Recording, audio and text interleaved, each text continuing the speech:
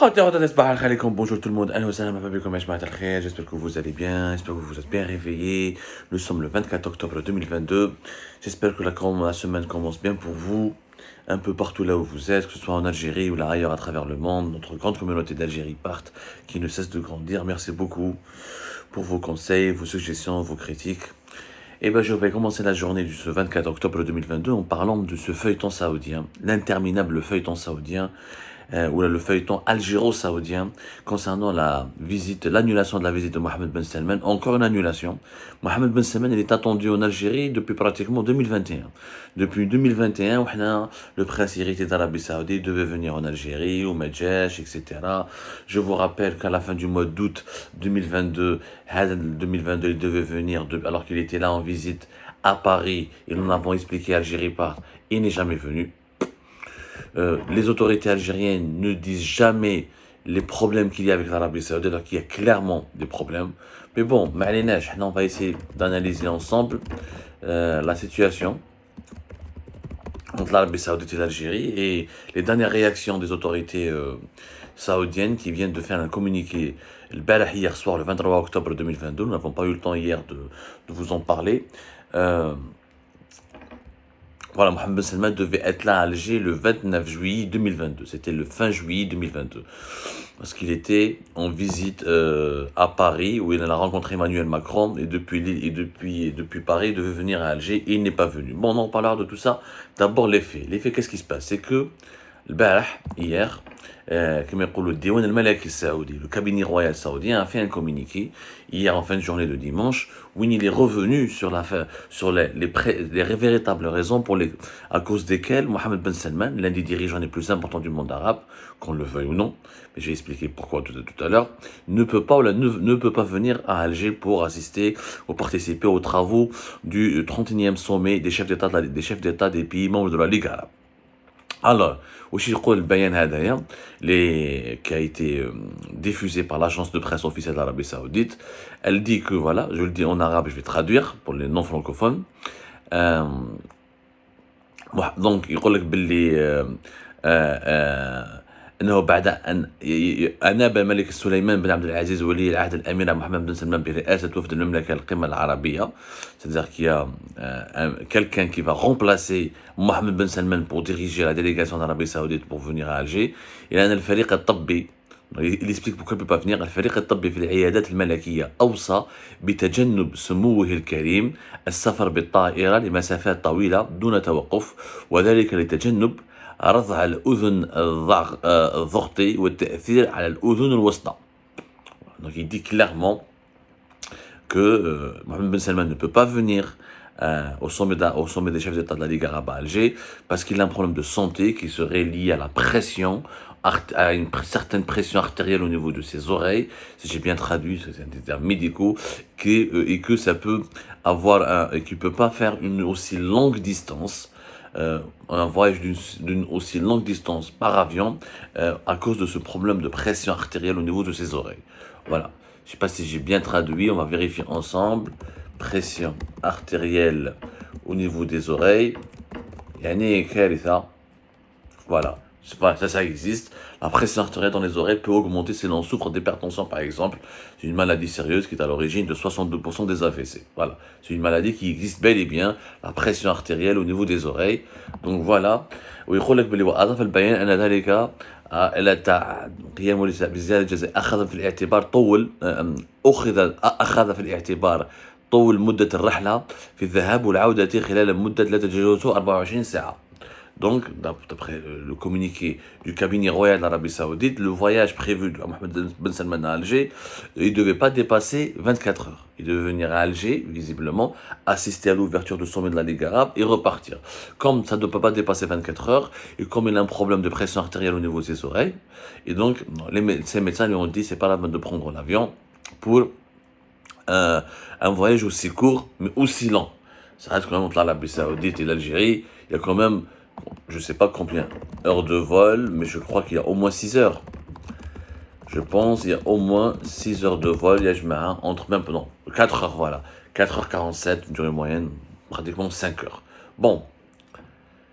Voilà donc les explications du cabinet royal saoudien, donc qui réagit au communiqué de la présidente de la République. Je vous ai expliqué hier, au communiqué bizarre, inélégant de la présidente de la République algérienne, inamical, qui révèle donc le contenu des discussions privées entre le chef de l'État, Abdelmadjid Tebboune, et le prince héritier d'Arabie Saoudite, Mohammed Ben Salman. Cette histoire, franchement, elle est à dormir debout. D'abord, d'ailleurs, regardez ce que le communiqué saoudien, il apporte une certaine finesse. Il dit que les médecins n'ont pas autorisé Mohammed Ben Salman à faire un aussi long voyage. Alors, le voyage n'est pas très long, c'est 5 heures de vol. Mohammed Ben Salman il a l'habitude de faire le tour du monde. Il est parti en Europe, il est parti aux États-Unis, etc. 5 heures de vol, dans l'époque moderne, ce n'est pas vraiment un long voyage. Mais les neiges, ça reste un voyage d'une moyenne durée.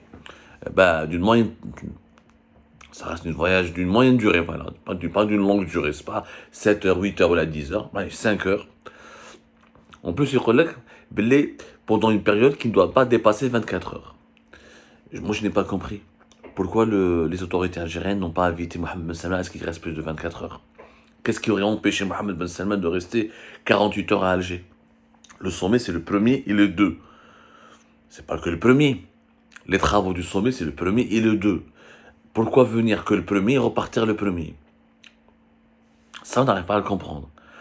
Donc, déjà, dans le programme initial qui a été négocié bien les Saoudiens et les Algériens pour l'organisation du sommet de chefs d'État de la Ligue arabe, Mohammed Ben Salman n'allait pas rester au-delà de 24 heures.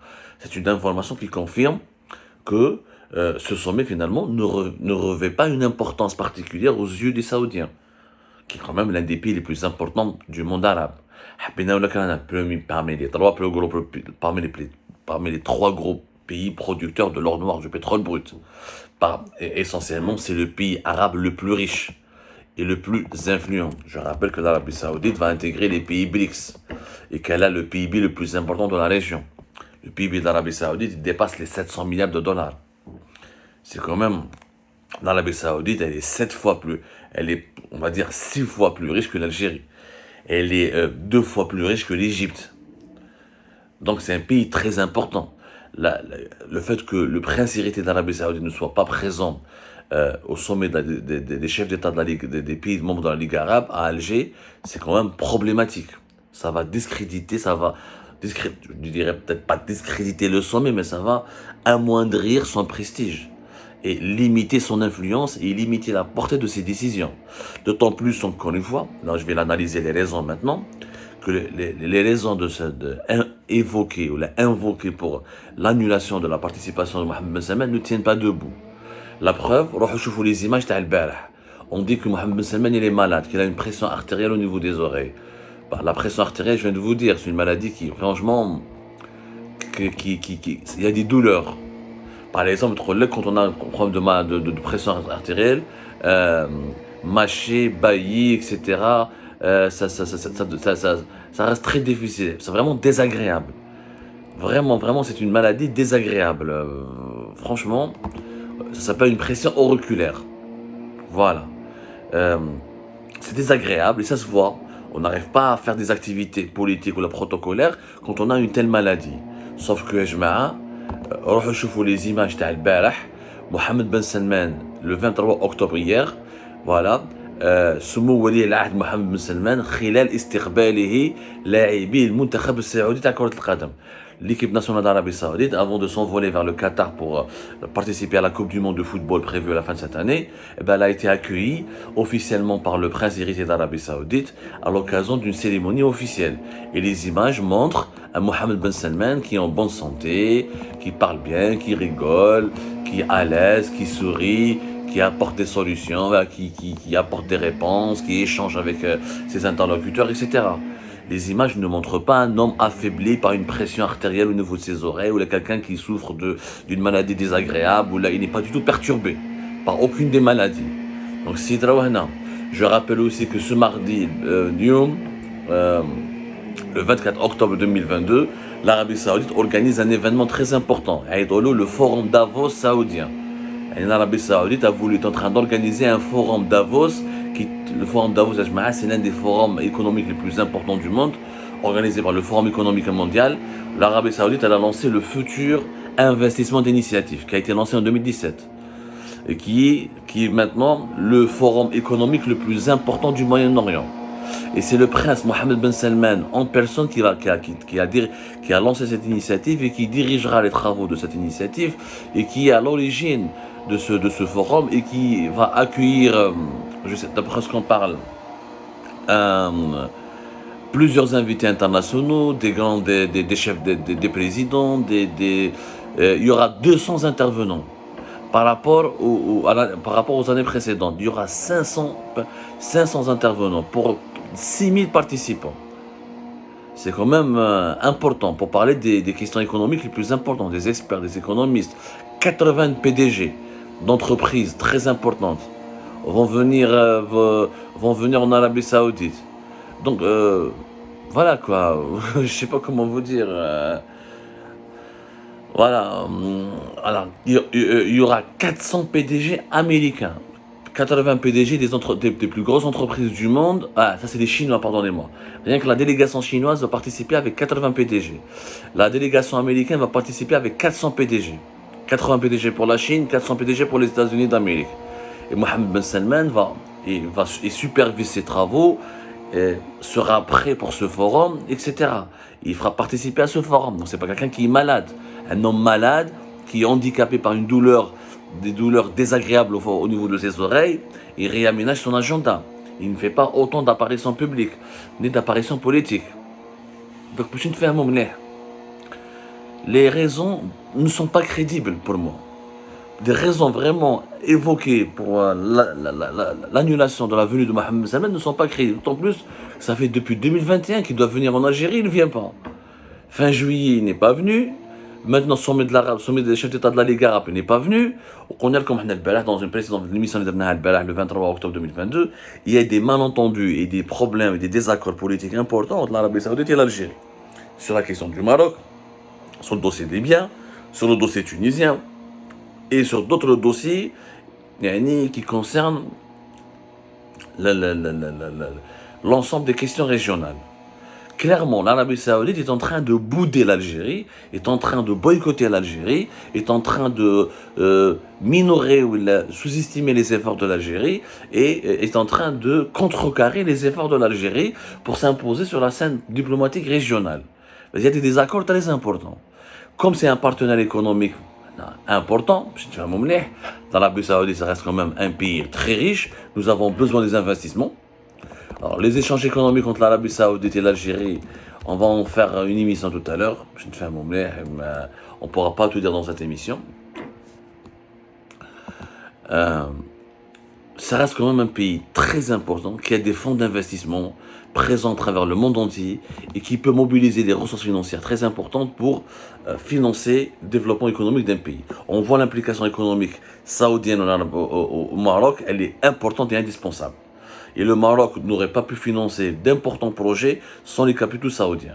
Émiratis, Qataris aussi, mais les capitaux saoudiens comptent énormément. Donc, enfin, à la conclusion, on va le sujet économique pour plus tard, les Saoudiens, comme les dirigeants saoudiens, comme les dirigeants algériens, font semblant de nous faire croire qu'il n'y a pas de crise entre les deux pays. Or, il y a une crise. Il y a une crise de plus en plus sérieuse. Et les malentendus, les désaccords ne cessent de prendre de l'ampleur et de l'épaisseur. Qu'attend la diplomatie algérienne pour s'attaquer à ce problème de manière frontale et de manière sérieuse et rigoureuse pour lui apporter des solutions définitives? Il faut parler aux Saoudiens, il faut essayer de trouver un terrain d'entente avec eux pour essayer au moins d'avoir une alliance. Il est important que pour l'Algérie d'avoir une bonne alliance avec l'Arabie Saoudite. Celui qui n'a pas compris l'importance des Saoudiens sur l'échiquier mondial, musulman et arabe, m'en fait un moelle. On ne peut pas développer, on ne peut pas ramener des nouveaux investisseurs sans les Saoudiens. On ne peut pas s'imposer au sein de l'OPEP sans les Saoudiens. On ne peut pas négocier avec les gros bailleurs de fonds internationaux pour éventuellement des prêts ou des investissements sans l'appui et la garantie des Saoudiens. Les Saoudiens ont une importance vraiment vitale. Si on laisse à chaque fois le Maroc prendre l'Arabie Saoudite dans sa poche au détriment des intérêts de l'Algérie, c'est très con. C'est très con. C'est vraiment très con et ça va nuire aux intérêts diplomatiques et géopolitiques de l'Algérie. On en reparlera de ce sujet plus tard dans une prochaine émission, Inch'Allah. Prenez soin de vous et à tout à l'heure pour d'autres éclairages et d'autres révélations.